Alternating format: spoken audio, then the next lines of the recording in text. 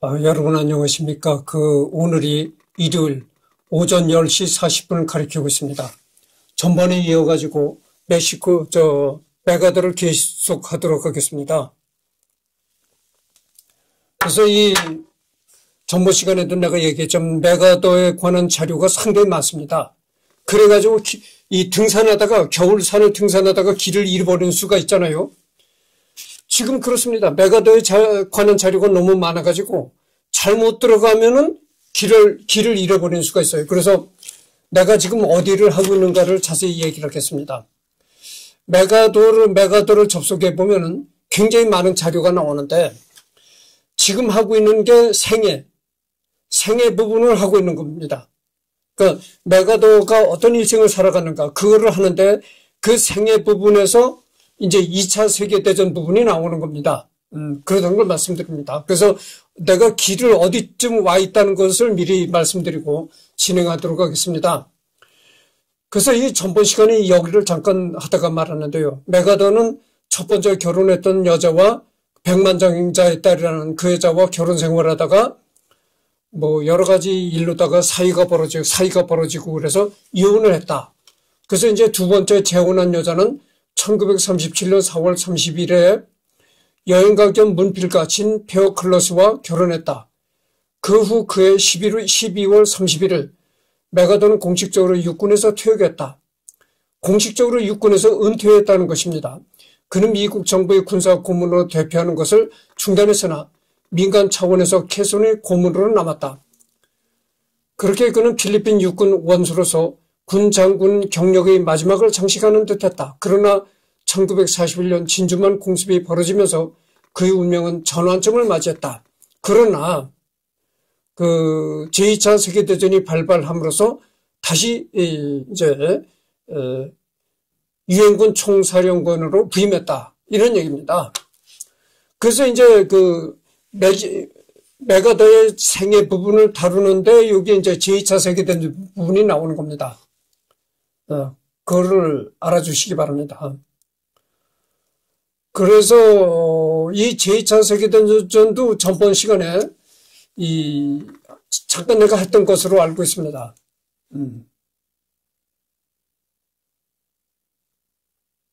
잠깐만요.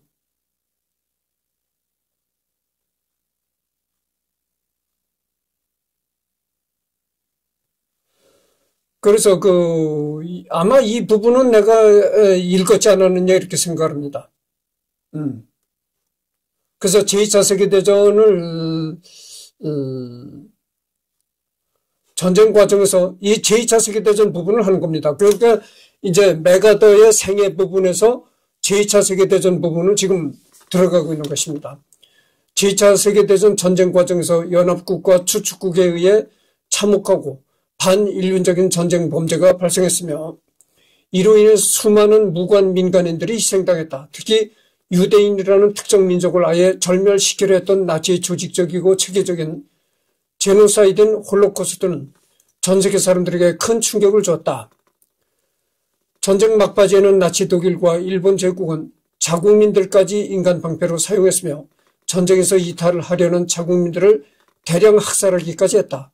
전쟁 이후 주축국의 전범을 처벌하기 위해 각각 니른베르크 국제군사재판과 극동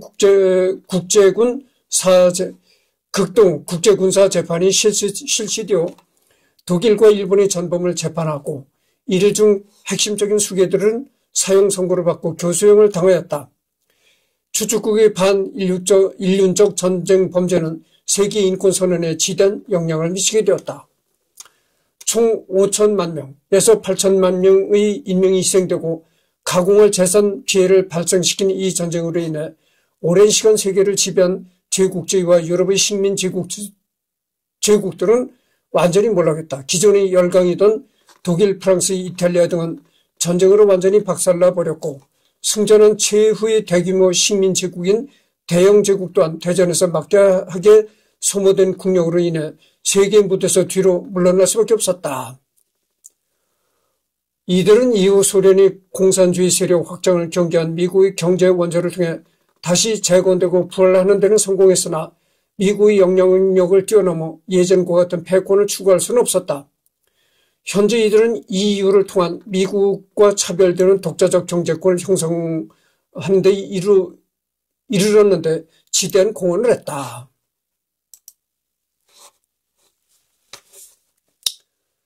대영 제국같이 식민지를 비교적 온건하게 놓아준 경우도 있었고 프랑스와 같이 전쟁까지 벌이며 악착같이 식민지를 포기하지 않으려는 경우도 있었으나 결과적으로 식민 제국주들은 패권을 상당수 내려놓을 수밖에 없었다. 그래서 그 2차 세계대전이 끝나고 유럽의 패권 국가들이 패권을 상당히 내려놓게 되었다고 하죠. 그리고 미국이 완전한 세계 패권국으로 부상하게 되었다 이런 얘기입니다. 여러분들 그래서 그 유럽의 패권국이라고 하면은 첫째 그 영국을 생각할 수 있잖아요. 영국 사람들이 얼마나 큰 소리를 친 줄 아십니까? 대영 제국이라고 했어요. 대영 제국. 우리 대영 제국 땅은 해질 날이 없다. 그렇게 큰 소리를 땅땅 쳤던 것이죠. 생각해 보세요. 영국 본토에서 해가 지면 인도가 그때 영국 식민지였었거든요. 영국 식민지 인도에서는 해가 떠오르는 겁니다. 그러니까 영국 본토에서 해가 지면 인도라는 그 인도 대륙에서 해가 떠오르는 겁니다. 그러니까 영국 땅에는 해질 날이 없다. 이렇게 큰 소리를 땅땅 치던 영국 패권국이 패권을 내려놓고 역사의 뒤안길로 사라지고 미국이 패권국으로 강력히 부상하게 되었다 이런 얘기입니다. 이때 영국이라는 건 말이죠. 정말 대단했어요. 인도뿐만이 아니고 저 아프리카 대륙에도 영국의 식민지가 상당히 많았습니다. 그러니까 정말 영국 땅에는 해질 날이 없었던 거예요. 그 대신 미국과 소련이라는 새로운 초강대국들이 등장해 냉전과 현대 국제 정세의 발판을 마련했으며 역사상 최초로 사용된 핵무기는 전쟁사 나아가 인류에게 완전히 새로운 국면을 가져다 주었다. 제2차 세계대전 이후로도 많은 역사적 사건들이 있었음에도 불구하고 오늘날까지도 현대의 국제정세는 제2차 세계대전 이후 확립된 질서를 배경으로 움직이고 있으며 구유럽식 제국주의와 전체주의적 파시즘은 이 전쟁을 기점으로 국제사회에서 대부분의 세를 잃어버린다. 그렇죠. 2차 대전의 시기에는 말이죠. 2차 대전 이전에는 영국이 그렇게 패권을 누렸지만 2차 대전 이후로는 어떻게 되나? 2차 대전 이후로는 영국은 패권을 내려놓게 되고 소련과 미국으로 양분되는 그런 공산주의와 자유민주주의가 양분되는 그런 냉전 시대에 돌입하고 영국은 이제 역사 속으로 사라졌다 이거죠.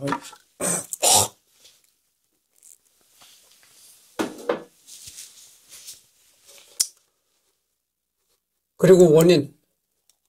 2차 세계대전 원인. 잠깐만요.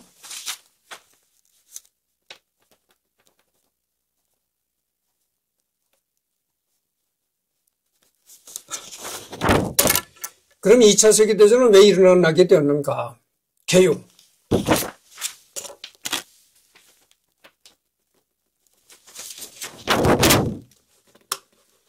이 문서는 제2차 세계대전이 일어난 원인에 대하여 서술하는 문서다. 제2차 세계대전이 일어난 이후로는 정말 수많은 견해가 있으며 학자, 사상, 정치적 견해에 따라 그 해석이 전부 다르다. 존 키건의 경우 이런 대규모 전쟁이 어떻게 가능했는지 보기 위해 나폴레옹 전쟁 시절까지 거슬러 올라가야 했다.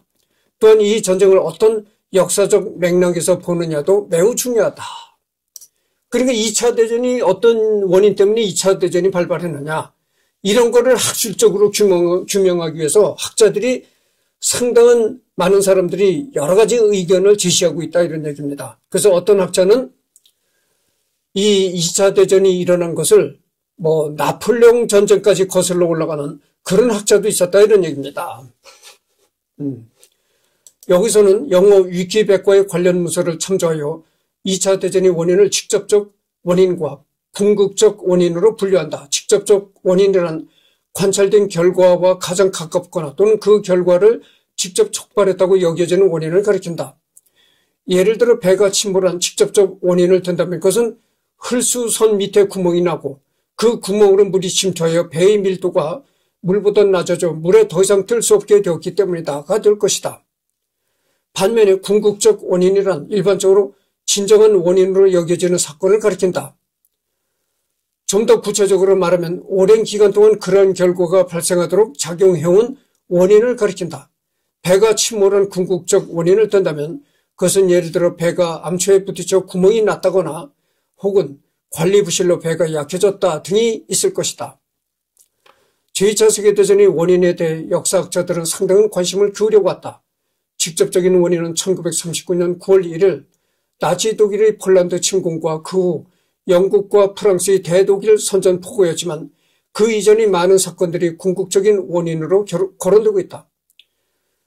전쟁의 기원에 대한 역사적 분석의 주요 주제는 1933년 아돌프 히틀러와 나치당의 정치적 부상, 일본의 만주 침략과 제2차 중일전쟁으로 이어진 중국에 대한 일본의 군국주의 정책, 제2차 이탈리아 에디오피아 전쟁으로 이어진 이탈리아의 에디오피아 침략, 소련의 폴란드 침공, 소련의 베사라비아 및 북부 부코비나 점령, 소련의 발트해 국가 점령과 겨울전쟁으로 이어지는 소련의 옛 영토 재건 욕구 등 다양하다. 그렇죠. 세계대전이 일어난 원인은 직접적으로는 히틀러와 나치당이 일으킨 만행이지만, 여러 가지 간접적으로 제2차 세계대전이 발발하는 원인을 제공했다. 이런 것까지 파고들면은, 여러 가지 복잡한 역사적 이론들이 이제 등장한다 이런 얘기입니다.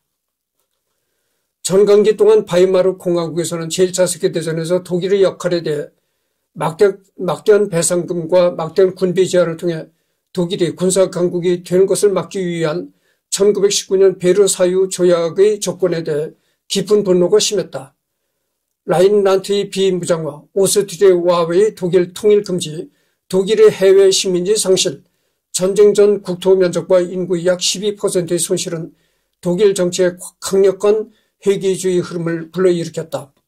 한마디로 독일인들의 여론은 연합국이 인위적으로 만들어 제대로 기능도 못하는 바이마르 체제가 아니라 빌헬름 황제 시절과 같은 강력한 통치자를 원하고 있었다. 그래서 이 제2차 세계대전의 직접적인 원인은 독일의 그 나치당의 히틀러가 만행을 일으켰다는 건데, 그러면 그 나치당에 속한 히틀러는 어떻게 해서 등장하게 되었는가? 그 등장하게 된 여러 가지 독일 사회의 어떤 그 배경이 되는 심층적인 배경이 되는 이런 것까지 파고들면 한없이 많은 이론들이 이제 줄줄이 엮여서 드러나게 된다 이런 얘기죠. 그렇죠. 여러분들 그렇잖아요. 한 가지 이론을 파고들면은 그 한 가지 이론 곁가지들이 또 수없이 등장하게 되는 거죠. 그래서 이론은 이론을 낳고, 이론을 파고들면 또 다른 이론이 등장하고, 그러니까 이론을 무기로 살아가는 그 학자들이라는 존재는 참 이론의 이론을 파고들 수 있는, 그런 상대죠. 이 2차 대전이라는 것이. 1930년대 대공황이라는 세계적인 경제 위기 속에서 많은 사람들이 껍데기뿐인 민주주의 체제의 환멸감을 느끼고 세계 각국이 국가주의로 회귀했다. 독일에서는 베르사유 조약의 조건에 대한 분노와 더불어 독일 바이마르 체제의 불안정성으로 인해 더욱 심화되어 우파와 좌파 모두 바이마르 공화국 자유주의를 거부하는 사람들이 많았다. 이러한 상황에서 가장 열정적인 개혁론자는 나치당의 지도자 아돌프 히틀러였다. 그러니까 그 히틀러가 등장할 때의 독일의 사회가 어떠냐면은 지금 한국 사회와 매우 흡사한 분위기였다 그런 거죠. 지금 한국 사회가 어떻습니까? 그러니까 이제 윤석열 대통령 탄핵을 찬성하는 쪽이 있고 윤석열 대통령 탄핵을 반대하는 쪽이 있다고죠. 그래서 이렇게 서로 국가가 이 의견이 엇갈리고 갈등을 벌이던 그런 국가였는데 거기에 또 다시 들은 세력이 등장한 게 뭐냐면은 지금 우리는 다 죽게 생겼다.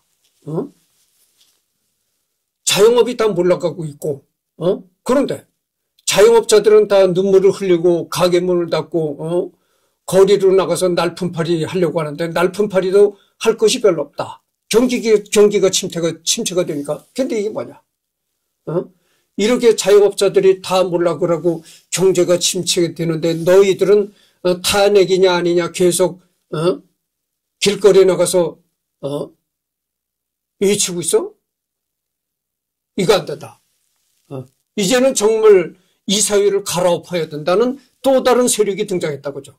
뭐 탄핵이든 비탄핵이든 막론하고 그걸 싹 갈아엎고 진짜 경제를 회생하고 길거리에 넘쳐나는 실업자들을 구제하기 위한 새로운 인물이 등장해야 된다. 이런 열망이 싹 트기 시작했다 이거죠. 그때 나타난 것이 히틀러였다고 하죠. 그런 얘기입니다. 쉽게 얘기해서. 나치는 1933년부터 독일에서 연이은 총선 승리로 권력을 장악하고 베르사유 조약의 철폐를 요구했다. 나치당의 야심차고 공격적인 국내외 정책은 반유대주의, 독일의 통일, 농촌 정착민을 위한 생활 공간 확보, 볼셰비즘의 제거, 유대인이나 슬라브인 같은 운터메슈에 대한 아리안 및 북유럽 종족의 헤게모니라는 이념이 반영되어 있었다. 이탈리아의 에티오피아 침략, 일본 제국주의 대중국 정책, 소련이 주변국에 일으킨 팽창 정책도 전쟁을 일으킨 다른 요인이다. 그래서 나치당의 히틀러가 등장하고 나치당의 히틀러가 등장하게 된 여러 가지 독일 사회의 배경적인 원인, 세계의 배경적인 원인을 따지고 들면 또 이것도 이론이 한없이 많아진다 이런 얘기죠. 이론이 이론을 낳잖아요. 이론이 이론을 낳고 이론을 캐다 보면 또 다른 이론이 등장하게 된다 이런 얘기죠. 이제 처음에 이런 공격적인 움직임은 다른 주요 세계 강국들의 나약하고 비효율적인 유화 정책에 부딪혔을 뿐이었다. 국제연맹은 특히 중국과 에티오피아에 대해 무력한 모습을 보였다. 결정적인 계기가 된 사건은 1938년 위엔 협정으로 독일이 체코슬라바키아로부터 주데텔란트를 합병하는 것을 공식적으로 승인했다. 히틀러는 이것이 자신의 마지막 영유권 주장이라고 약속했지만 1939년 초에 더욱 공격적이 되었고 유럽 정부들은 마침내 유화책이 평화를 보장할 수 없다는 것을 깨달았지만 그때는 이미 너무 늦었다. 존 메이너드 케인저는 1919년에 이미 베르사유 조약을 비판하며 독일인의 복수심과 증오는 증폭될 것이고 남은 것은 전쟁밖에 없다고 예견했다. 영국과 프랑스는 소련과 군사동맹을 맺으려는 외교적 노력을 거부했고 대신 히틀러는 1939년 8월 몰로토프, 리벤트로프 조약에서 스탈린에게 더 나은 거래를 제안했다. 독일, 이탈리아 일본이 맺은 동맹은 추축국의 형성으로 이어졌다.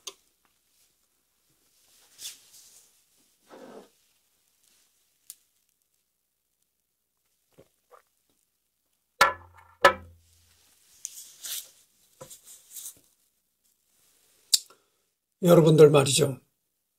이게 뭡니까? 종이 조각이잖아요. 종이 조각에다 어떤 협정을 맺고 거기에다 서명한 건 이건 다 무용지물이다 그죠.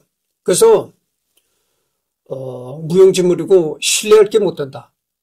결국 신뢰할 것은 평소에 군사력을 증강시키고 유비무한 자세를 갖는 게 신뢰하는 길이다. 전쟁을 막는 길이다 이런 얘기죠.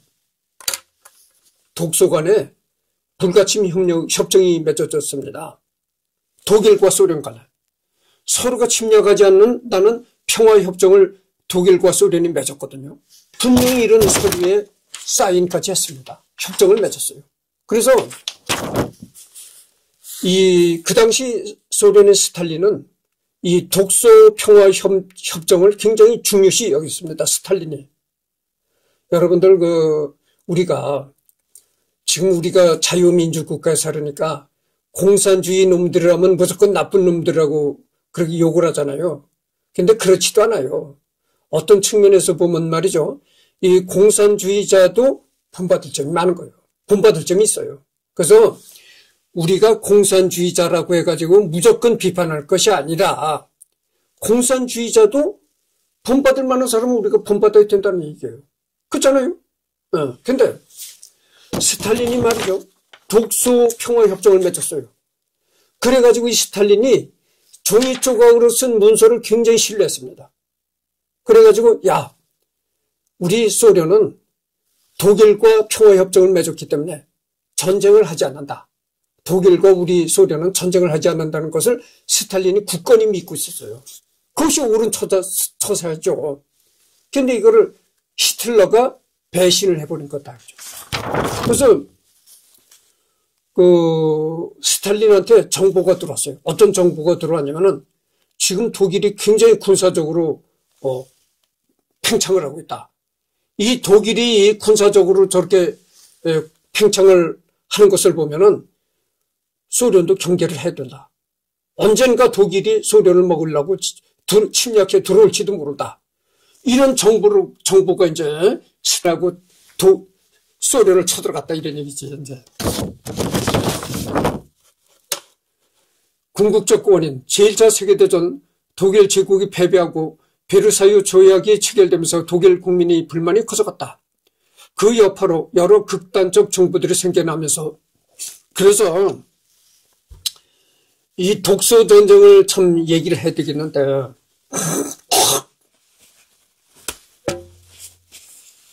독일이 소련을 쳐들어갈 때 말이죠. 독일이 소련을 침략을 하려고 생각하고 회의를 할 때 군 장성들이 전부 다 반대를 했다는 거예요. 군 장성들이.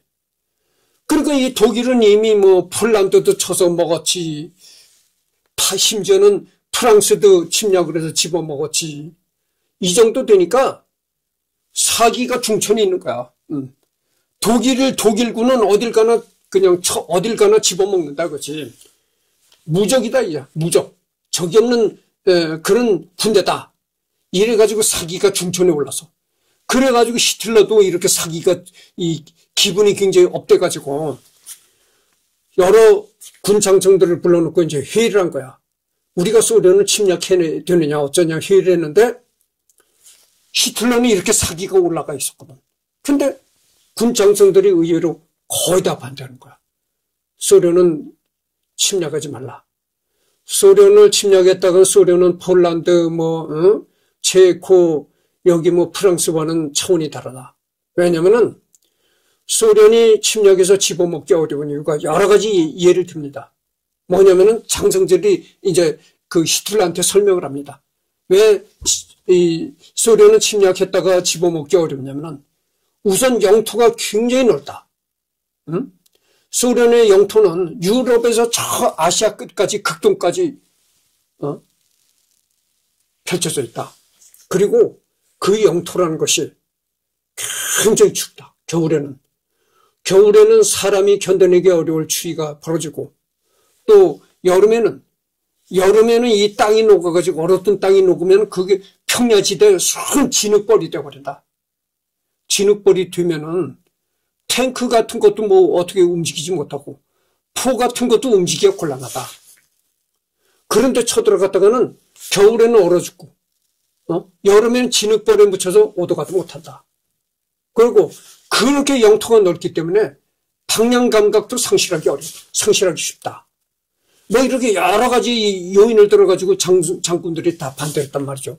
근데 히틀러라는 놈이 어떤 놈입니까? 기분이 이제 사기가 중천에 있고 폴란드도 집어먹었지 여러 나라 집어먹고 나니까 이게 무서운 게 없는 거야. 쳐들어가면 먹는다 이거지. 그렇게 해서 전쟁을 벌였는데 어찌 됐나요? 초기에는 정말 승승장구 독일이 집어먹었습니다. 그래가지고 오늘날 우크라이나 지방이잖아요. 우크라이나 지방을 독일군이 집어먹었었다니까. 독일군이 그 모스크바 턱 밑에까지 쳐들어갔었다는 거야. 그래서 그 모스크바의 그 크렘블린 궁의 뾰족한 철탑이 이렇게 멀리서 보였다는 거예요. 그 지점까지 모스크바 크렘블린에서 불과 몇 킬로밖에 안 떨어진 그런 지점까지 들어갔었다는 거예요. 독일군이. 그랬다가 아주 패퇴하고 말았잖아요.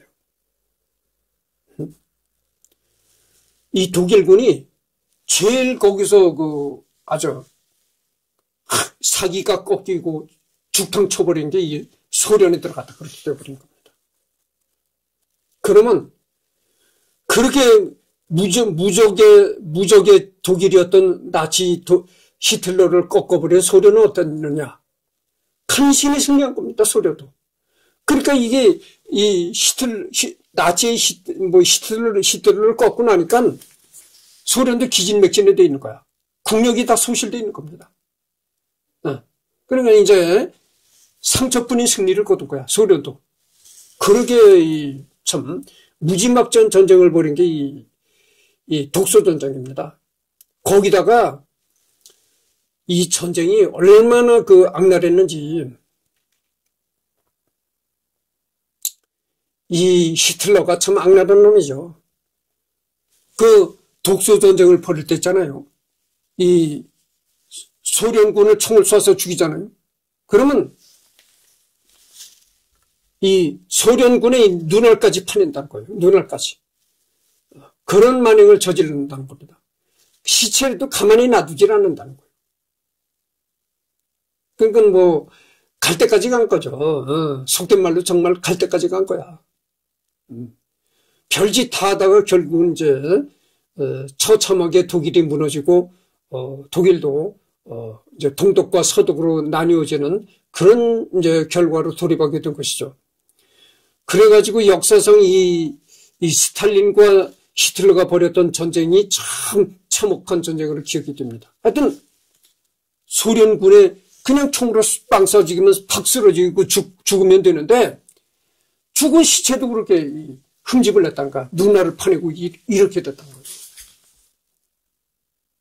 그리고 소련이 이 독일이 레닌그라드를 점령했었거든요. 지금의 레닌그라드가 뭐냐면 지금의 상트베르크 시야. 그게 이제 모스크바 다음으로 큰 도시인데 거기를 다 소련군이 포위했었잖아요. 상트베르크 시를 소련군이 점령하고 포위를 했었다. 그래가지고 그 도시에 사는 이 소련 국민들이 식량을 구하지 못하게 가지고 총에 맞아 죽는 건 물론이고 독일군 총에 맞아 죽는 건 물론이고 거의 다 식량을 구하지 못해서 굶어 죽었다는 거예요. 도시의 상트베르크 소련 시민들이 거의 다 굶어 죽었다는 거예요. 그러니까 어떻게 됐어요? 독일군이 그 도시를 포위하고 있는데 어디서 먹을 걸 구할 길이 없는 거죠. 그렇게 참 무지막지한 전쟁을 벌이다가 독일이 결국 패망하고 말았던 것이죠.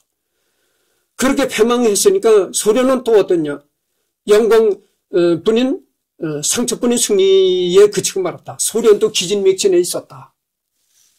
그래가지고 2차 대전이 끝나니까 우리도 이렇게 나치 독일을 물리치는데 공을 세우는데 미국 말이야 누들 미국도 우리한테 뭘 적절히 챙겨줘야 될 거 아니냐. 그래가지고 그런 차원에서 이 한반도를 분할시켜가지고 북한을 소련한테 주게 된 거예요.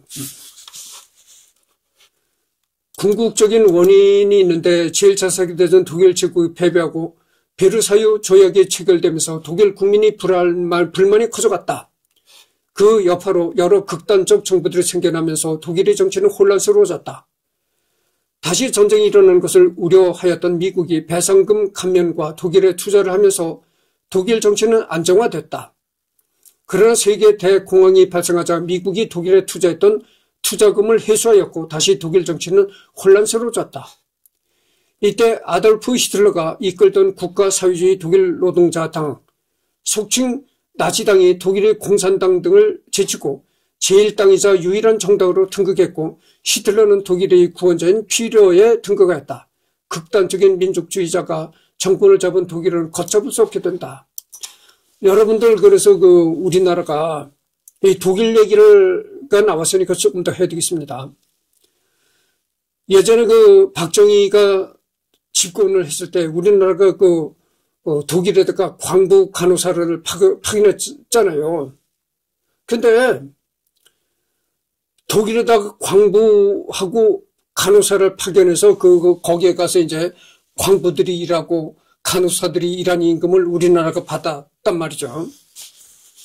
그럼 그때 독일은 넉넉한 형편이었겠는가? 그렇지 않았어요. 물론 그때 독일은 한국보다는 조금 상황이 낫었겠지만 독일도 과히 그렇게 부유하지 못했다는 거죠. 그때 상황이란 것이. 생각해 보세요. 히틀러가 2차 대전을 일으키고 굉장히 패망해가지고 독일 전체가 아주 진짜 초토화되고 제마당이 되었는 지가 불과 몇 년이 지난 후인데 독일도 그때 뭐 썩 형편이 좋았을 때가 아니다 그죠. 그런 때에 우리나라 간호사가 거기 가고 이제 광부가 거기를 갔던 것이죠. 아마 내가 생각하기에 우리나라는 워낙 가난했으니까. 근데 아마도 그때 내가 생각에 독일에서도 형편이 좋지 않아가지고 간호사 한국에서 온 간호사들 임금 주고 광부들 임금 주는 것도 독일로서는 참 어려웠을 것이라고 생각합니다. 독일도 그때 형편이 썩 넉넉하지 못할 때였어요. 그래서 지금 지금 나오는 것이 이제 파시즘이라고 나오는데, 파시즘은 다음 시간에 하도록 하겠습니다. 이 파시즘은 이태리의 무솔리니 정권, 그 정권이 파시즘이거든요.